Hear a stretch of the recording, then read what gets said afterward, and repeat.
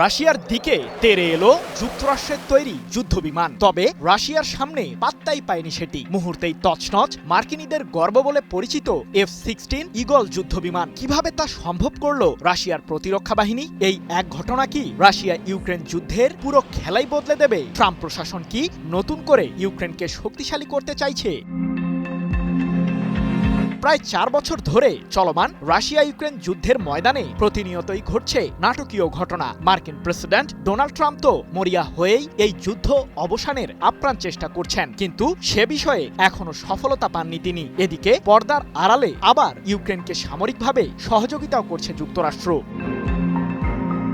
জানা গেছে রাশিয়ার প্রতিরক্ষা বলয়ে ভেদ করে দেশটিতে বিমান হামলা চালানোর জোরদার পরিকল্পনা করেছিল ইউক্রেন, যার কারণে যুক্তরাষ্ট্রের তৈরি F-16 ঈগল মডেলের যুদ্ধবিমান নিয়েই উড়াল দেয় ইউক্রেনের সামরিক বাহিনী। কিন্তু শেষ রক্ষা হয়নি মার্কিনীদের তৈরি সেই যুদ্ধবিমানের। সম্প্রতি এক প্রতিবেদনে এমন তথ্যই জানিয়েছে ইরানের রাষ্ট্রীয় সম্প্রচার মাধ্যম প্রেস টিভি।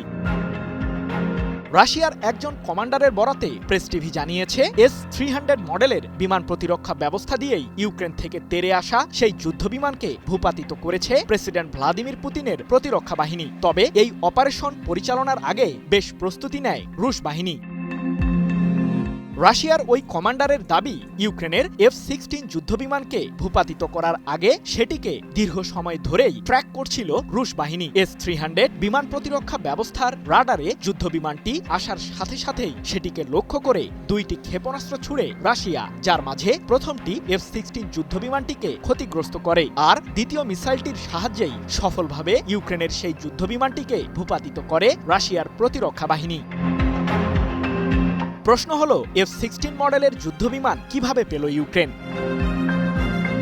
মার্কিন সাবেক প্রেসিডেন্ট জো বাইডেনের আমলে 2024 সালের আগস্টে প্রথমবারের মতো F-16 যুদ্ধবিমান যোগ দেয় ইউক্রেনের সামরিক বহরে। আর জো বাইডেনের পথ অনুসরণ করেছেন বর্তমান প্রেসিডেন্ট ডোনাল্ড ট্রাম্পও। 2025 সালের মে মাসে ওয়াশিংটন কিয়েভের কাছে F-16 যুদ্ধবিমানের জন্য বিভিন্ন সরঞ্জাম বিক্রি করতে $300 মিলিয়ন চুক্তি সই করে।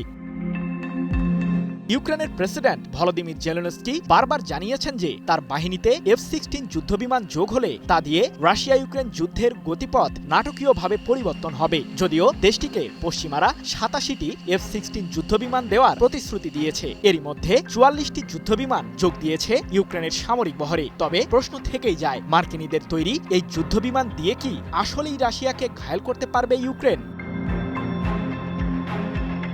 সৃজন মাহমুদ, নিউজ 24।